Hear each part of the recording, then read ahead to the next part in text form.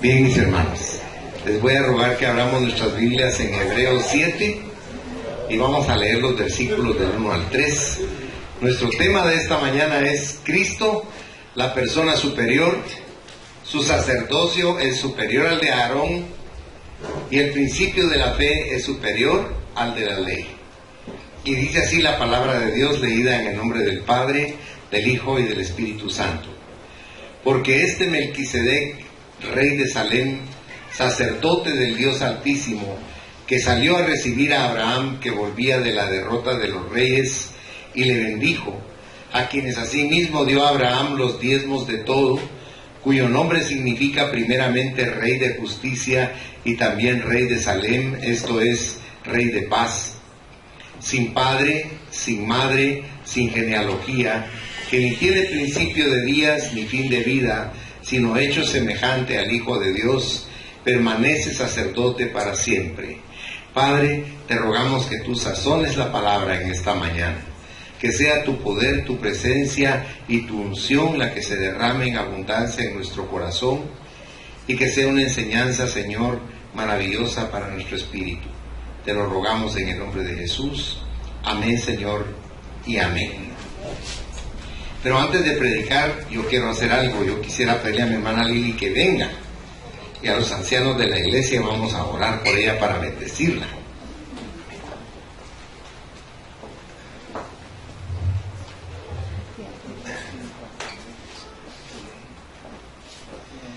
Señor Dios Todopoderoso, tu palabra dice que cuando nos juntamos los ancianos de la iglesia para orar por alguien que necesita tu poder sanador, nosotros lo estamos haciendo en fe conforme a lo que dice tu palabra, para bendecir a tu hija en esta mañana, para pedirte como iglesia, como nuestra hermana que es, que el poder sanador fluya por todo su ser, que su espíritu sea bendito y levantado poderosamente, que su alma sea fortalecida y llena, Señor, del poder de tu luz, y que su cuerpo reciba sanidad divina en esta misma hora.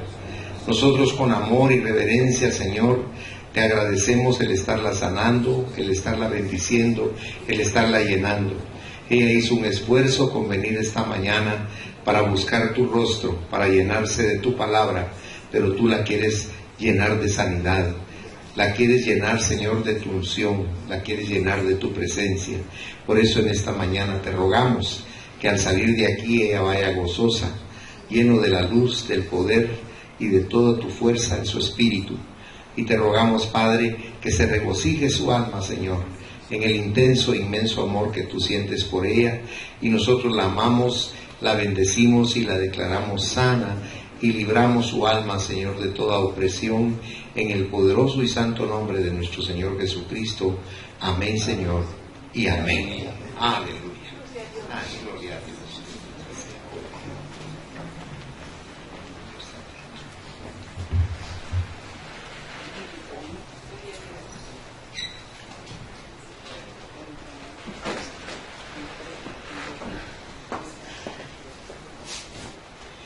A nosotros nos cuesta poder comprender cómo puede una persona acercarse a Dios,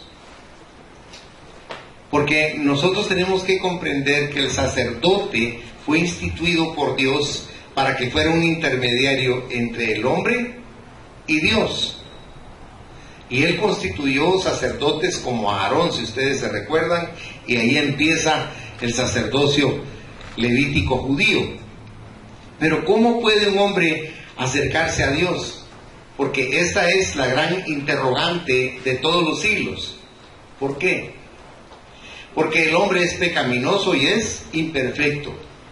Y Dios es perfecto. Dice que si un ser humano se acercara a Dios, a su misma presencia, sería destruido. No porque Dios lo quiera destruir, sino porque el mal que hay en el ser humano no soportaría la unción de santidad, de bendición y de perfección que hay en Dios. Ahora, el pecado y la imperfección deshonran a Dios. Entonces, ¿cómo podemos acercarnos nosotros a Dios? Y solo hay una manera. Alguien tiene que representar al hombre ante Dios. el hombre tiene que contar con alguna persona que sea perfecta y aceptable ante Dios y que represente al hombre ante el mismo Dios. Y este es el propósito del presente pasaje que vamos a compartir: demostrar la falta de idoneidad de los sacerdotes terrenos y la superioridad del sacerdocio de Jesucristo. Solo Él puede presentar al hombre ante Dios.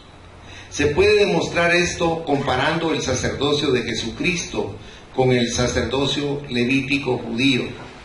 Debe reconocerse su superioridad sobre los sacerdotes terrenales. Jesucristo ha cambiado para siempre el sacerdocio de los hombres, la forma en que los hombres deben acercarse a Dios. Ahora el camino hacia Dios ha sido cambiado para siempre. Primero, el cambio de nuestro acercamiento a Dios se ilustra en el suceso histórico de Melquisedec, en los versículos que leímos. Segundo, el cambio de nuestro acercamiento a Dios se ve en la superioridad del sacerdocio de Melquisedec. Y tercero, el cambio de nuestro acercamiento a Dios se ve en nuestro Señor Jesucristo. O sea, a nosotros no nos han enseñado a valorar en su justa dimensión el hecho de que cuando oramos en el nombre de Jesucristo, nosotros tenemos acceso al lugar santísimo. Ese lugar solo lo podía visitar una vez al año el sumo sacerdote si no había pecado. Fíjense qué tremendo era eso. Pero cuando Cristo muere en la cruz, la cortina que caía en el templo judío medía 15 metros de alto, 10 metros de ancho, y la tela tenía un diámetro de 5 centímetros. El grosor de la tela era de 5 centímetros. Pero en el momento en que Cristo expira en la cruz del Calvario, esa tela tan gruesa se rasgó de arriba para abajo y se abrió literalmente el lugar santísimo a los ojos de todos. Y dice que los sacerdotes que estaban ministrando ahí se arrancaban la barba porque había quedado expuesto a los ojos profanos ese lugar que era santísimo, al cual no tenía acceso nadie, porque el que entraba sin la previa autorización moría. Pero lo que no entendieron es que al morir Cristo en la cruz del Calvario abrió un camino para que ustedes y yo pudiéramos entrar sin ningún preámbulo a la presencia de Dios. ¿Por qué? Porque Cristo está ministrando un sacerdocio continuamente por cada uno de nosotros, para que nosotros podamos acceder a la presencia de Dios.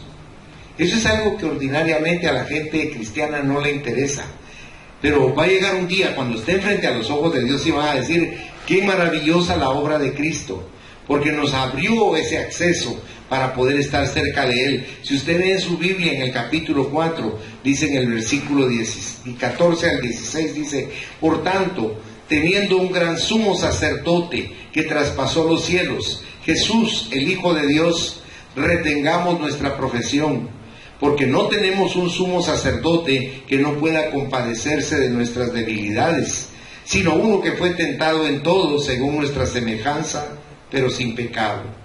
Acerquémonos pues confiadamente al trono de la gracia, para alcanzar misericordia y hallar gracia para el oportuno socorro.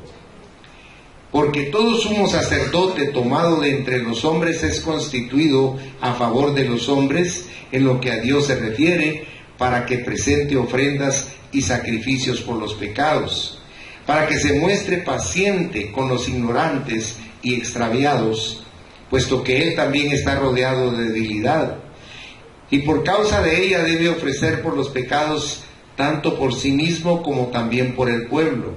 Y nadie toma para sí esta honra, sino el que es llamado por Dios, como lo fue Aarón. Así tampoco Cristo se glorificó a sí mismo, haciéndose sumo sacerdote, sino que Él le dijo: tú eres mi hijo, yo te he engendrado hoy. Como también dice en otro lugar: tú eres sacerdote para siempre, según el orden de Melquisedec.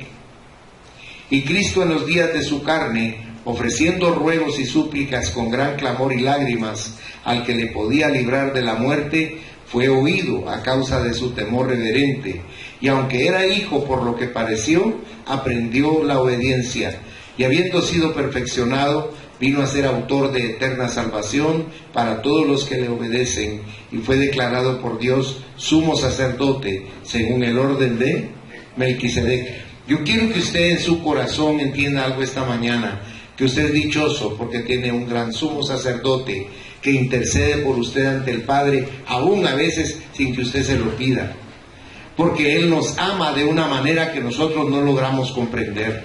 Por eso Juan 3:16 dice, porque de tal manera amó Dios al mundo, no dice a los cristianos, ¿ya se fijó? ¿Qué manera será esa?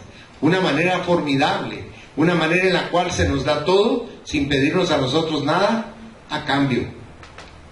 Por eso es importante que consideremos esta mañana lo que la palabra nos quiere compartir en relación con el propósito del escritor de esta carta, que para mí es el apóstol Pablo, en que nos muestra que el sacerdocio de Cristo es mejor que el de Aarón en un santuario superior debido a un sacrificio superior. ¿Se recuerdan que cuando Juan lo vio dijo, he ahí el Cordero de Dios que quita el pecado del mundo? Porque los judíos todos los días, en la mañana y en la noche, sacrificaban un cordero para que eso perdonara el pecado del pueblo y de los mismos sacerdotes. O sea, el efecto que tenía ese sacrificio era un efecto muy limitado, muy breve. Por eso Cristo hizo un sacrificio perfecto, un único sacrificio, pero fue perfecto, porque Él es el Cordero de Dios que quita el pecado del mundo. En Apocalipsis usted se asombra de ver que el único que podía abrir los sellos, dice, era el Cordero que fue inmolado. Solo Él tiene el poder de abrir los sellos para declararnos qué es lo que la humanidad le espera. Póngale atención al mundo y se va a dar cuenta la convulsión que hay en todas partes. Amén. Y considérelo como un aviso de Dios del pronto advenimiento de Cristo por su iglesia. Porque a través de esas circunstancias tan terribles que nos están rodeando en todo el mundo, se tiene que manifestar una persona superlativamente inteligente para que quite todo ese desorden que hay y lo ponga todo en orden. Ese ser se llama el anticristo. Y entonces el Señor va a aparecer y nosotros vamos a dejar esta tierra para siempre. Alabado sea su nombre. Bendito sea Él. La figura clave en este capítulo es este rey y sacerdote Melquisedec, que para mí es el mismo Cristo. Porque aparece aquí, si usted nota, sin genealogía, o sea, no tiene ni principio ni fin de días, dice la Biblia. 2 veces lo cita el Antiguo Testamento. Vaya conmigo, si es tan bondadoso, al libro de Génesis, en el capítulo 14, versículos del 17 al 20. Y dice ahí, cuando volvía de la derrota de Kedorlaomer y de los reyes que con él estaban, salió el rey de Sodoma a recibirlo al valle de Sabé, que es el valle del rey. Entonces Melquisedec, rey de Salem y sacerdote del Dios Altísimo, sacó pan y vino.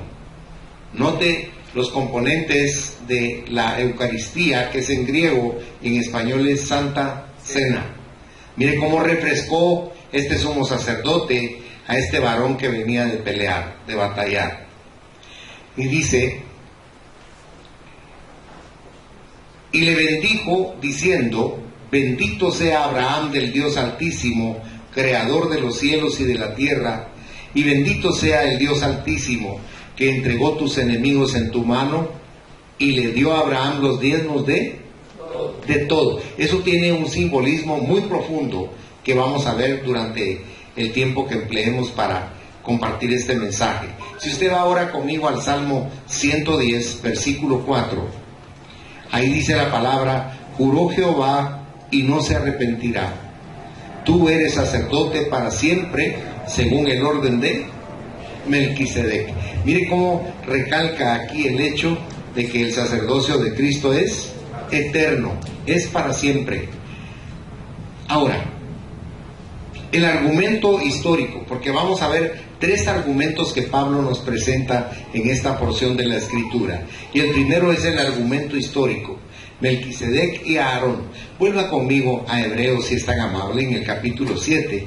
Vamos a leer del versículo 4 al 10. Dice, considerad pues cuán grande era este, a quien aún Abraham el patriarca dio diezmos del botín. Ciertamente los que de entre los hijos de Leví reciben el sacerdocio tienen mandamiento de tomar del pueblo los diezmos según la ley, es decir, de sus hermanos, aunque estos también hayan salido de los lomos de Abraham. Pero aquel cuya genealogía no es contada entre ellos, tomó de Abraham los diezmos y bendijo al que tenía la promesa, y sin discusión alguna, el menor es bendecido por el mayor. Y aquí ciertamente reciben los diezmos hombres mortales, pero ahí uno de quien se da testimonio de que vive, y por decirlo así, en Abraham pagó el diezmo también Leví, que recibe los diezmos, porque aún estaba en los lomos de su padre cuando Melquisedec le salió al encuentro. Si pues la perfección fuere por el sacerdocio levítico, porque bajo él recibió el pueblo la ley, ¿qué necesidad habría aún de que se levantase otro sacerdote según el orden de Melquisedec y que no fuese llamado según el orden de Aarón? O sea, aquí nos damos cuenta nosotros del argumento histórico, que a Melquisedec se le entregan los diezmos por medio de Abraham. Abraham se estima que nació en el año 2166 a.C.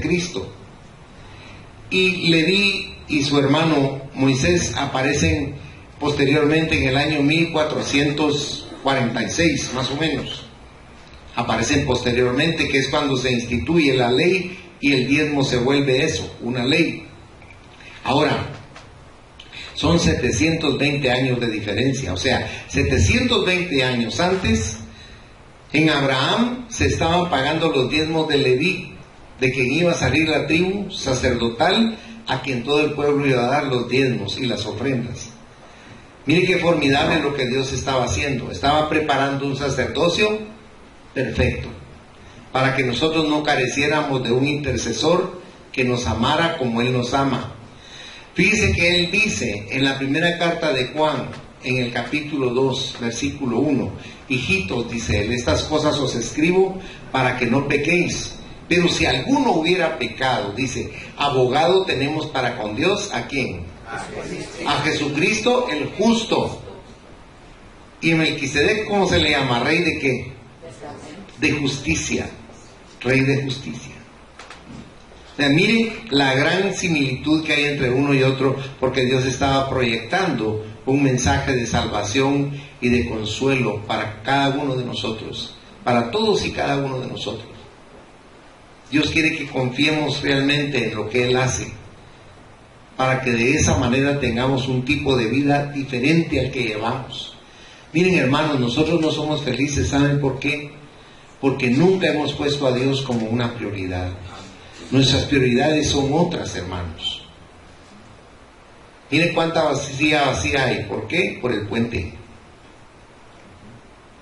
Porque Dios no es prioridad. Yo no estoy en contra de que las personas falten o descansen. No estoy en contra de eso. Pero a donde quiero llegar es que Dios no es una prioridad en el corazón del hombre. Hablando genéricamente, hombre y mujer. Dios realmente no es una prioridad. La voluntad de Dios en su palabra para nosotros no es una prioridad.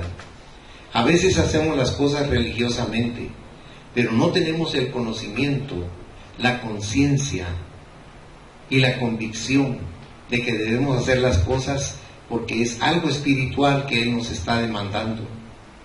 Cuando viene la vida y nos hace daño y nos lastima y lloramos y sufrimos, ¿a quién cree que culpamos nosotros? A Dios. ¿Y cuándo lo tomamos en cuenta? Miren, hermanos, todos y cada uno de nosotros hacemos como queremos, hacemos nuestra voluntad. Nunca es la voluntad de Dios la que permanece sobre nosotros. Nosotros hacemos como nosotros queremos, pero cuando nos va mal como consecuencia de nuestra desobediencia, siempre vamos a considerar que el responsable de ese mal es Dios, y no es así. Cuando venga a su vida algún tipo de prueba, no lo culpe, por favor, pídale perdón, porque no es que Él sea vengativo, sino cuando usted se sale de la cobertura de Dios por desobediencia, usted se expone a recibir dolor y sufrimiento. Cuando usted está bajo la cobertura y la obediencia a Dios, usted es guardado y protegido. Amén. ¿Ha leído el Salmo 27? ¿Se recuerda cómo dice ahí? Dios es mi amparo y mi fortaleza. Él es nuestro escudo, el muro que nos rodea y nos protege. Pero no nos podemos salir de él. Usted ha leído muchas veces el Salmo 91. ¿Qué dice que es el Salmo 91? Es el enunciado donde decimos que estamos metidos en un castillo, en una poderosa fortaleza. Estamos metidos en Dios. Por eso es tan importante lo que estamos platicando esta mañana. No menosprecie el sacerdocio de Cristo, porque es una intercesión por usted y por mí todo el tiempo. A veces no le damos mayor importancia, pero de repente surge un problema crítico en nuestra vida. A veces es de vida o muerte. Y hasta entonces, aunque nadie nos diga nada, le decimos: perdónanos, Señor. Perdóname, Dios mío. Ayúdame, por favor. Porque al ser humano no le gusta obedecer, hermanos. No nos gusta. Pero no nos damos cuenta de que eso acarrea consecuencias nocivas para nuestra vida. Vemos entonces que Melquisedec es un tipo de Cristo. Melquisedec dice que era rey y sacerdote, como lo es nuestro Señor Jesucristo. Ningún sacerdote de la línea de Aarón se sentó jamás en un trono.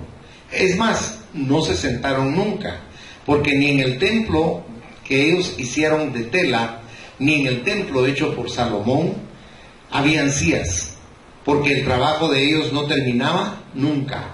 El trabajo del sacerdocio era un trabajo arduo, tenían que trabajar todo el tiempo y no había donde descansar.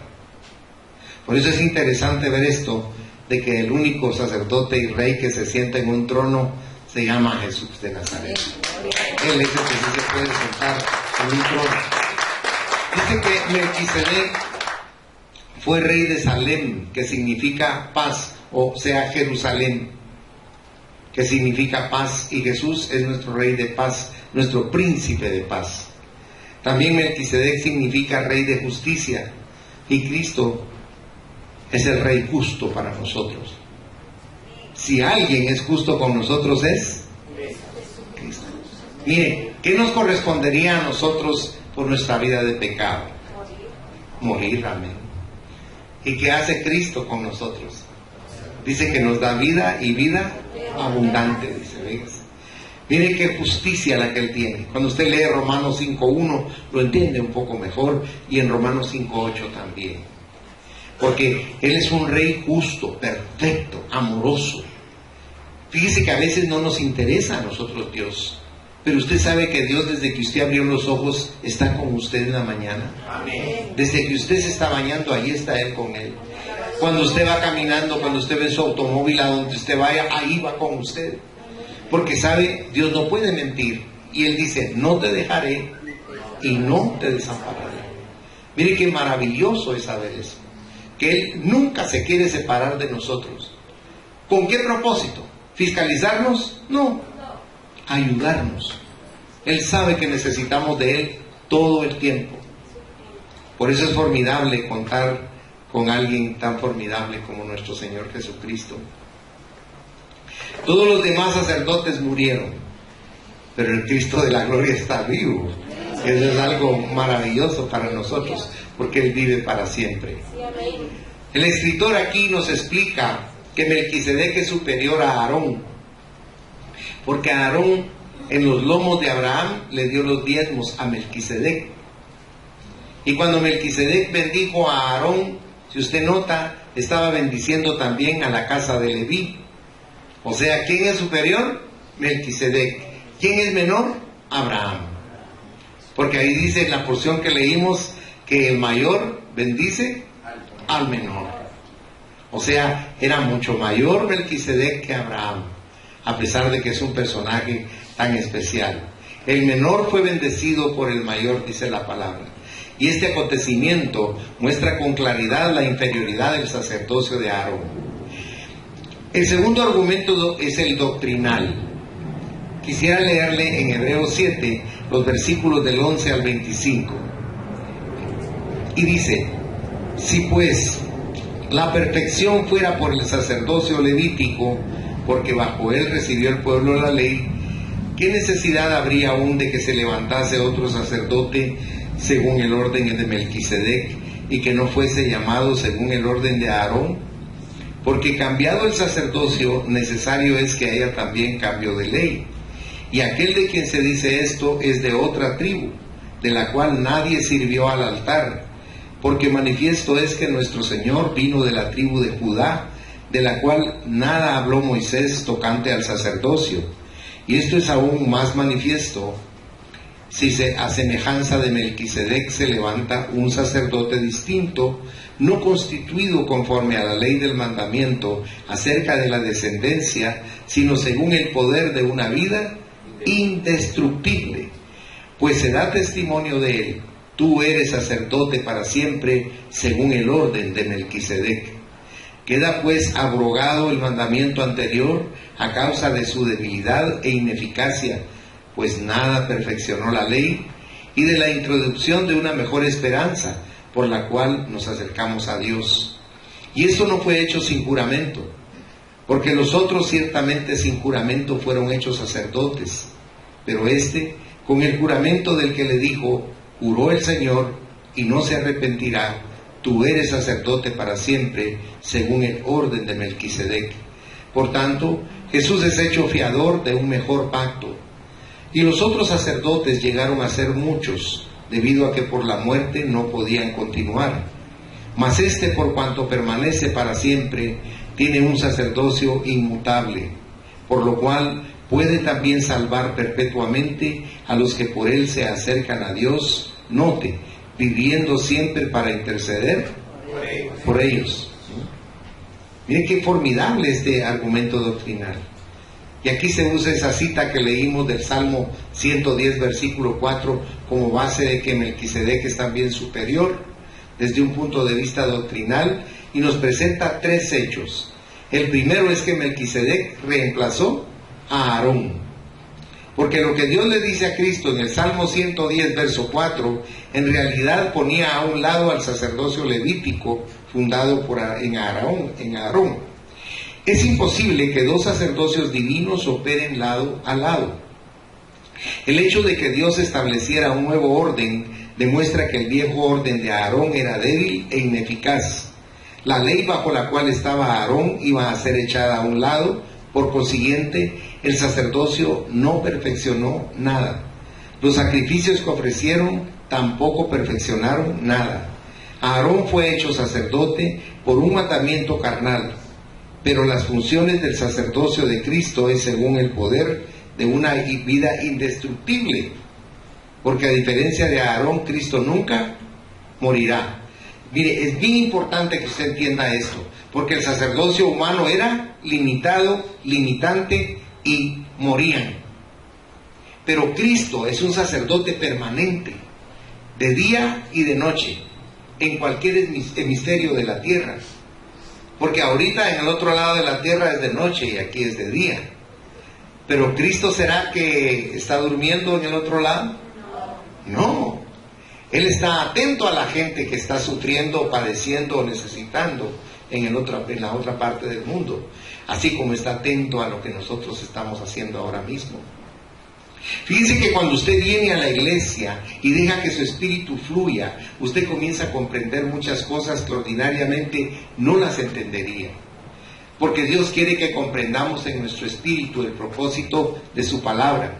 A veces la palabra suena como monótona o inentendible, pero Dios a través del Espíritu Santo viene y toma nuestro espíritu y nos da revelación de lo que Él nos quiere enseñar. Porque de lo contrario nosotros permanecemos en ignorancia de muchas cosas que son vitales para nuestro crecimiento espiritual, para nuestra madurez espiritual, para poder comprender cosas que Dios nos dice en su palabra y que las hemos leído muchas veces, pero que no hacen eco en nuestro corazón, porque no logramos nosotros descifrar qué es lo que Dios nos está diciendo. Por eso es tan interesante que nosotros pongamos nuestro corazón en estas cosas y tratemos nosotros de aprender todo lo que Él ha preparado para nuestra vida. El segundo punto de estos tres que les estoy diciendo es que Aarón fue ordenado por no fue ordenado por juramento, no hubo un juramento para hacerlo a él sacerdote, pero para Cristo sí. Dice que Dios no podía jurar por otra cosa más grande que por sí mismo. Y Él juró por sí mismo que Jesucristo iba a ser nuestro sacerdote eterno. Ahora, piense por un momento. Aquí en la tierra, que es lo que nosotros conocemos, tenemos un concepto de nuestro entorno y de lo que es la vida. Pero en el momento en que fallecemos, traspasamos este lindero y entramos a una dimensión de Dios totalmente sobrenatural. Ahora, piense por un momento, si aquí el concepto de Cristo y la fe en Él nos hace vivir con seguridad y con gozo, estar frente a Él, al lado de Él, caminando con Él todo el tiempo, ¿qué iremos a sentir? Viviendo con ese sumo sacerdote, con ese Dios de amor. ¿Sabe? Lo único que Pablo y Juan nos pueden decir es que en ese lugar no existe ni lágrimas ni dolor, y eso ya es decir mucho. Porque ¿quién de ustedes no ha sufrido dolor, hermanos? Yo creo que aquí todos hemos sufrido dolor, de una forma o de otra. ¿Quién no ha llorado? Todos hemos llorado.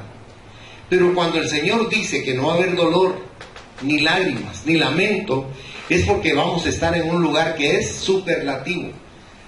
Pablo, citando a Isaías, nos dice en 1 Corintios 2, versículos 9 y 10, dice: cosas que ojo no vio, ni oído yo, ni ha subido en corazón de hombre, son las que Dios tiene preparados para que los que leen, dice, lo aman. Ahora, hágase la pregunta: ¿amo yo a Dios? Amén. Porque dice el Señor: los que me aman, me obedecen. Lo dice de otro modo, dice: los que me aman guardan mis mandamientos. Entonces, cuando yo digo amo a Dios, yo tengo que sacar un test y decir: ¿hago la voluntad de Dios o hago mi voluntad? Porque si hago mi voluntad, entonces aún no amo a Dios. Pero si hago la voluntad de Dios, entonces sí estoy amando a ese Dios que se preocupa tanto por mí. Mire, usted tiene preocupaciones, pero sus preocupaciones tienen un rango. Media vez las resuelve esas preocupaciones, se fueron. Ya no se acuerda usted de ellas. Dios no es así. Dios continuamente está con usted en todas sus preocupaciones. Y cuando esas que una vez causaron dolor quieren volver, Él vuelve a aparecer para bendecirlo y ayudarlo. Por eso el sacerdocio de Él es maravilloso. Mire, uno de pastor no puede estar en todas las casas de todas las ovejas, porque lo imposibilita lo material. Si fuera uno espiritual, posiblemente uno podría volar de un lado para otro. Pero piense en ese Dios maravilloso que cubre a toda la humanidad al mismo tiempo. Cómo Dios está aquí con nosotros, pero está en todas las demás iglesias. Cómo Dios puede estar aquí con nosotros y puede estar del otro lado del mundo, bendiciendo a las personas. Note qué pastor, qué sacerdote el que tenemos. Si usted le puso atención en el capítulo 4 que leímos, el verso 14, ¿qué decía? ¿Le puso atención? Ahí decía: porque no tenemos un sumo sacerdote que no pueda compadecerse de ¿qué dice? De todas nuestras debilidades. O sea, cuando usted falla y usted llora y dice: pero ¿por qué hice eso? Y usted se arrepiente y usted mismo ni usted mismo se perdona. Viene el Señor y dice: pero si yo ya te perdoné, no te tortures a ti mismo, yo ya te limpié, ya te perdoné. Ah, hermanos, miren, ¿cómo le pido a Dios que un día ustedes lleguen a enamorarse de Jesús y lo lleguen a conocer y lo lleguen a amar y agradecerle lo que Él hace cada día por nosotros? Porque como no lo vemos, por eso somos nosotros así. Hoy en la mañana, muy temprano, yo vi un micro programita ahí en internet. Me lo mandó una hermana en Cristo de España y me dijo: mira esto, y lo puse, y era una mamá comprando en el supermercado con sus hijos, y la nenita quería agarrar cosas y la mamá no se las compraba, y la niña le decía: ¿puedo llevar esto? Y la mamá le decía: no. Pero no era que la mamá no quisiera, sino que no tenía dinero para comprarle. Y ahí llega un momento en que la mamá como que se compunge porque es el cumpleaños de la niña y le dice, pide lo que quieras para comer. Y la niña va y le pide favor a una persona que está donde están los pasteles, que le saque un pastelito así. Y el joven le saca el pastelito y se lo da. Y entonces la niña toma el pastel y se pone feliz y va con la mamá. Pero cuando llegan a pagar, todo el dinero que llevaban no alcanza para pagar el pastel y dejan el pastel y la niña se pone a llorar. Y le dice a la mamá, la próxima vez te lo compro. Y la niña le dice, así me dijiste la última vez que venimos. Y la niña se pone a llorar y se va muy triste. Y el joven que le alcanzó el pastel va y le dice al cajero, dejaron el pastel y no lo pudieron comprar. Dice, no les alcanzó el dinero. Entonces él viene y lo paga y alcanza a la señora y le da el pastel para la niña. Dice, dame tu nombre y tu dirección para que cuando yo tenga el dinero te lo pague.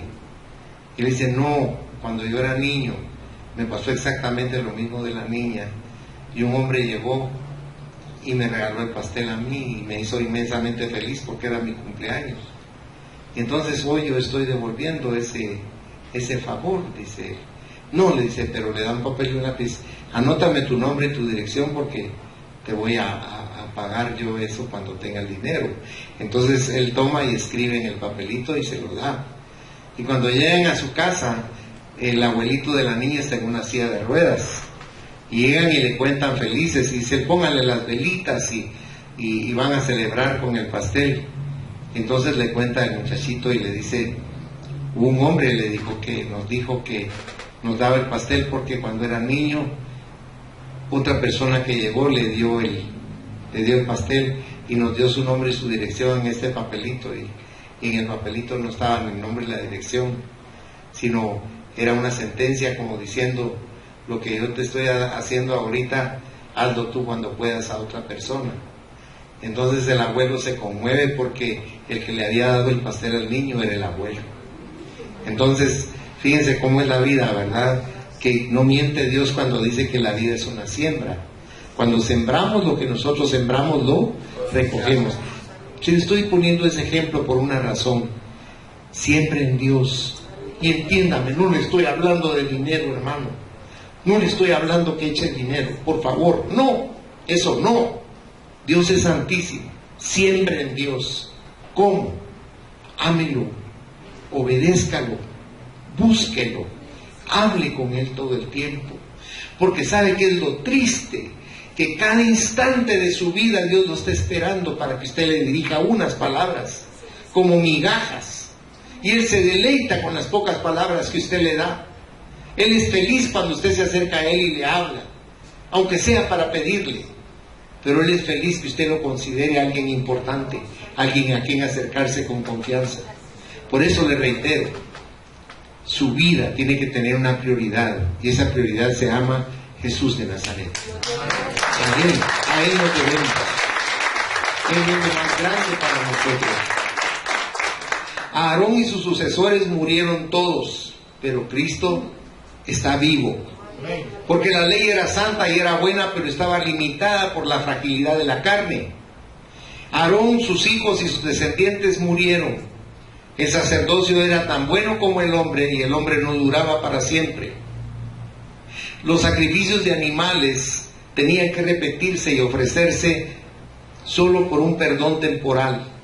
Pero el sacrificio de Cristo, ofrecido una sola vez, da perdón total y permanente.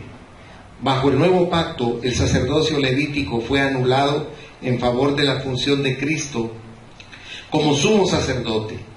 La ley no tenía el propósito de salvar a las personas, sino de señalar el pecado y anunciar a Cristo, cuyo sacrificio trae consigo perdón para nuestros pecados. El nuevo pacto es mejor porque nos permite ir a Dios por medio de Cristo. Imagínese, llegar usted ante Dios a pedirle algo y saber que alguien ya intercedió por usted para que Dios, cuando usted se acerque, le diga, sí, está hecho para ti.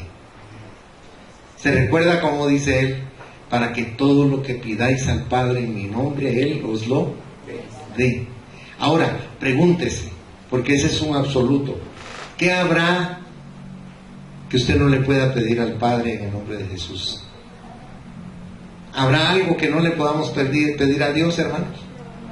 Si Él está esperando que nosotros lleguemos en el nombre de su Hijo amado a hablar con Él para concedernos todo lo que nosotros anhelamos. El Salmo 37:4 dice algo hermoso. Dice: pon tu delicia en Jehová y Él te concederá todas las peticiones de tu corazón. Pero ¿cuál es la condicionante? Que Él sea nuestra delicia. Y tome un test para usted mismo. ¿Siente usted felicidad cuando está en la iglesia y no se quiere ir? ¿O comienza a desesperarse y dice: ay, ya está tal hora, ya se pasó, me tengo que ir? Imagínense que Dios nos dijera: por favor, hoy no me pidan nada porque me voy de weekend. ¿Qué hacemos, hermano? ¿Qué haría la humanidad si Él nos hiciera eso? Hay un anuncio que me llama mucho la atención ahí en internet, donde le dice la mamá a la hija: hoy no cuentes conmigo para nada porque estoy enferma y voy a quedarme en cama. Y entonces dice la contraparte: eso jamás puede suceder. Porque las mamás no se enferman, entre comillas, ¿verdad? Las mamás siempre están dispuestas a ayudar a sus hijos en todo tiempo. Pero me llamó la atención porque Dios también es así. Jamás. ¿Quiere que le enseñe algo? Vaya a Salmo 40, porque usted conoce esa porción. Perdón, Isaías 40 es. Le quiero enseñar algo y se lo enseño con todo respeto, pero es porque yo quiero que usted lo sepa y que usted lo atesore en su corazón.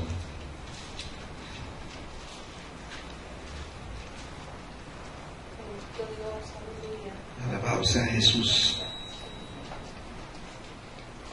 Dice el versículo 28, y eso tómelo como que fuera una interrogante para usted en lo personal. Dice: ¿no has sabido, no has oído que el Dios eterno es Jehová, el cual creó los confines de la tierra? No desfallece ni se fatiga con cansancio, y su entendimiento no hay quien lo alcance. O sea, lo que está tratando de decirnos Dios aquí es: no pienses que estoy abrumado, porque he oído personas inteligentes que me dicen: mire, estas cosas chiquitas no se las pido a Dios a usted, porque mire, la gente lo tiene abrumado con todo lo que le pide. ¿Por qué le va a pedir por esto que yo puedo arreglar? Digo, usted está equivocado, porque Dios no solo le va a resolver cosas insignificantes, sino cosas complejas y difíciles, porque Él lo que quiere es que ese sea el medio por el cual usted se acerque a Él, porque cuando estamos bien no nos acercamos a Dios, pero en la crisis siempre nos acercamos a Él. Por eso es tan importante que consideremos que Él no se cansa, Él no se fatiga. Es más, ahí dice Él en el siguiente verso: Él da esfuerzo al cansado y multiplica las fuerzas al que no tiene ningunas. A veces sentimos que no tenemos fuerzas para vivir, y en realidad lo que queremos es morirnos. Pero aparece ese ángel de luz, ese ser maravilloso, y nos levanta y nos dice: yo te doy la fuerza, yo te doy la vida, yo te doy el ánimo. Aunque uno de los seres humanos es rebelde, fíjate: no, es que déjame que me muera, me quiero morir. Mi hermano, no somos así. ¿No le contaba yo la vez pasada que en la prédica anterior que Jesús llegaba y le decía a la persona: ¿quieres ser sano? Y uno dice: hay que preguntar más fuera del lugar. Claro que quiere ser sano. No es así. A veces no nos queremos curar, hermanos, pero Dios dice que Él nos da la fuerza, nos da la salud, nos da el vigor y nos da la resolución en el corazón de levantarnos en medio de la destrucción que Satanás quiere hacer en nosotros. Porque ese sí nos quiere matar, ¿sí? Ese sí no está jugando. El diablo quiere que usted y yo nos muramos. ¿A qué vino él? A matar, a robar y destruir. Cristo dijo: yo he venido para que tenga vida, y vida abundante. Sí, hermanos, luche contra ese inmundo que nos quiere robar todo, nos quiere quitar todo lo que poseemos. El tercer argumento, y aquí termina el mensaje, es el argumento práctico: Cristo y el creyente. Y para eso le voy a leer los 3 últimos versículos de nuestra porción de esta mañana, en Hebreos 7, del 26 al 28. Dice, porque tal sumo sacerdote nos convenía, santo, inocente, sin mancha, apartado de los pecadores y hecho más sublime que los cielos, que no tiene necesidad cada día, como aquellos sumos sacerdotes, de ofrecer primero sacrificio por sus propios pecados y luego por los del pueblo, porque esto lo hizo una vez para siempre, ofreciéndose a sí mismo. Porque la ley constituye sumos sacerdotes a débiles hombres, pero la palabra del juramento, posterior a la ley, al Hijo, hecho perfecto, ¿para qué dice su Biblia? Para siempre. Perfecto para siempre. Miren, Él es el sacerdote que nos conviene, y ningún descendiente de Aarón podría encajar en la descripción de Cristo. ¿Sabe por qué? Porque estos hombres no fueron santos, ni fueron inocentes y sin mancha. Le voy a poner un ejemplo. Aarón, ¿qué hizo Aarón? ¿Se recuerda?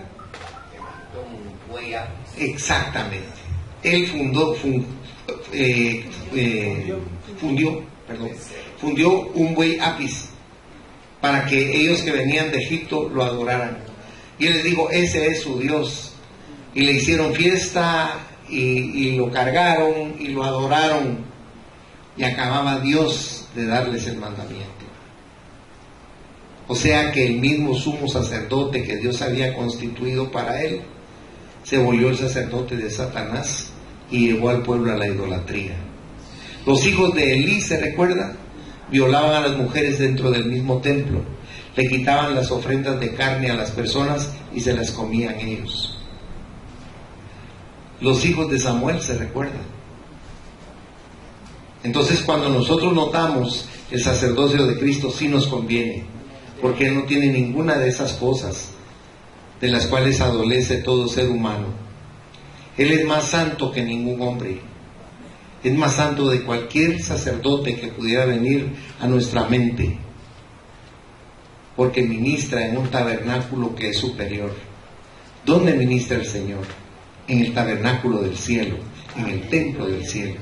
Allí está intercediendo por usted y por mí de día y de noche. No se detiene jamás, no se cansa, porque nos quiere bien.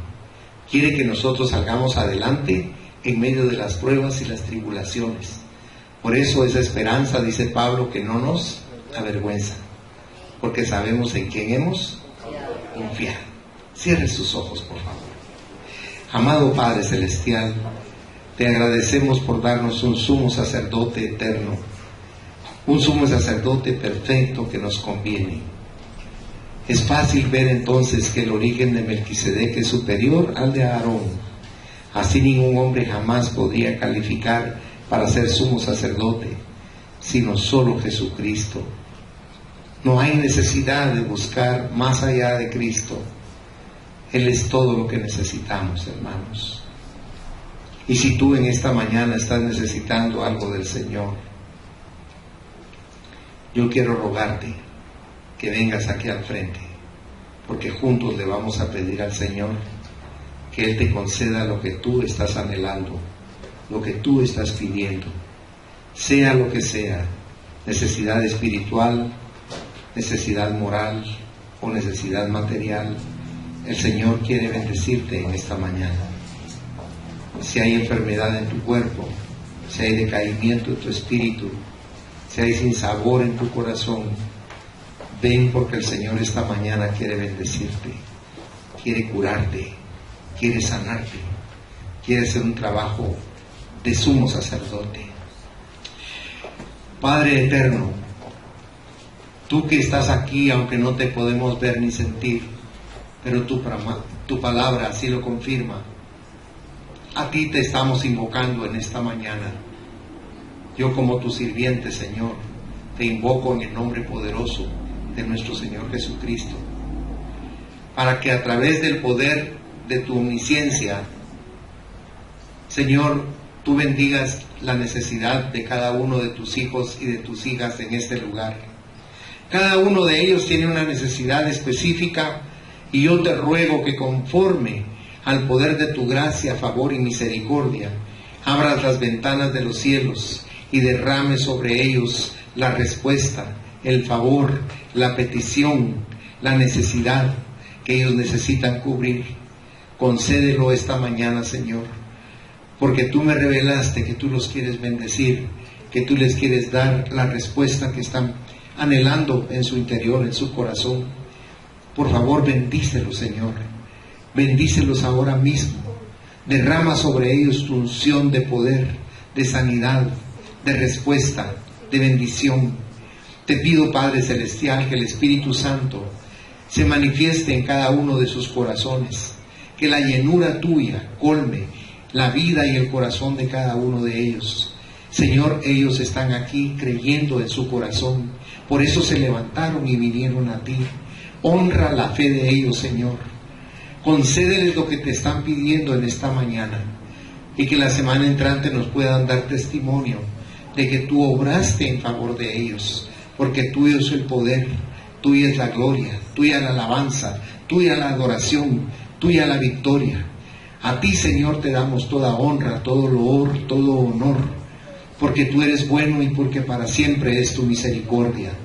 Bendice a este pueblo que te anhela, que te necesita. Bendice a este pueblo que confía en ti en esta mañana.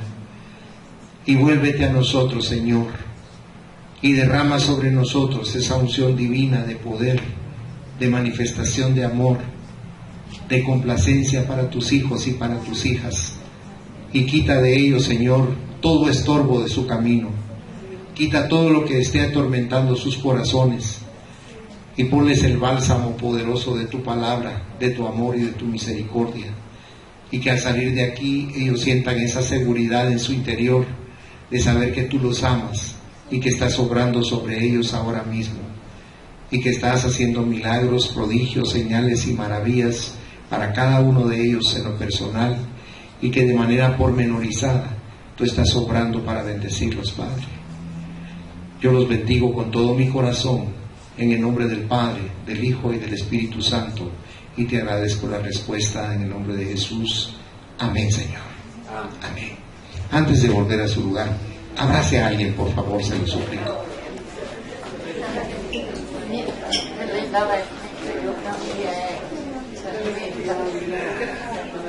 Yo